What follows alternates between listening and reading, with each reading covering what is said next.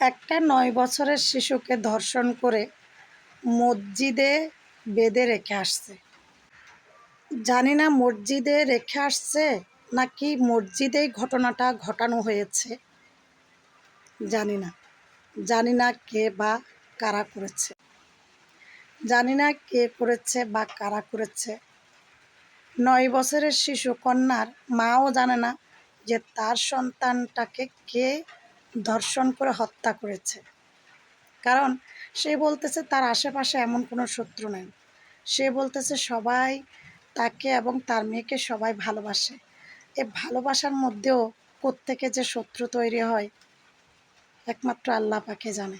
দেখেন, মানুষের চেহারা দেখে কে ভালো কে মন্দ কখনো বোঝা যায় না। আসলে মানুষের বাইরেরটা দেখতেছেন, মানুষের ভিতরে কি চলতেছে সেটা আপনারা কেউ জানেন না। তাই সবাই ছোট বাচ্চাদেরকে খুব দেখে শুনে রাখবেন। আপনার শিশু কন্যা আপনার কাছে নিরাপদ, আপনার কাছ ছাড়া আর কারো কাছে নিরাপদ না। আপনি সতর্ক থাকবেন। এই যে বলে অনেকেই, পুরুষেরা বলে বেশিরভাগ মেয়েরা নাকি বেশি খারাপ। আচ্ছা, মেয়ে যদি খারাপই হয়, এই ৯ বছরের শিশুটা কেমনে খারাপ হইল?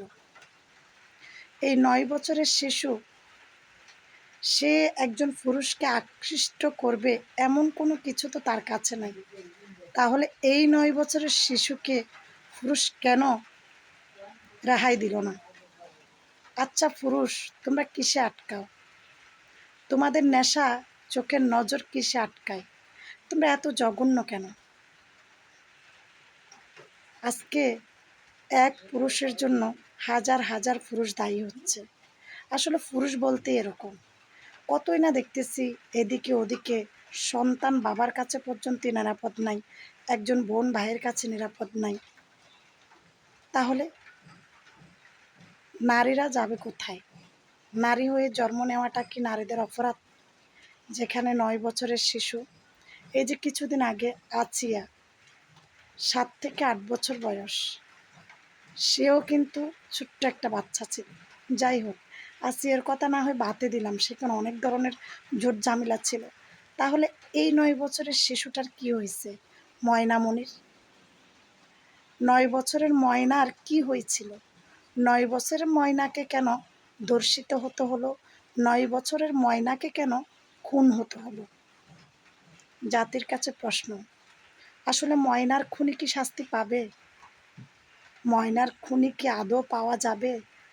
আর পাওয়া গেলেও বা কি কোনো শাস্তি পাবে? বিচার হবে?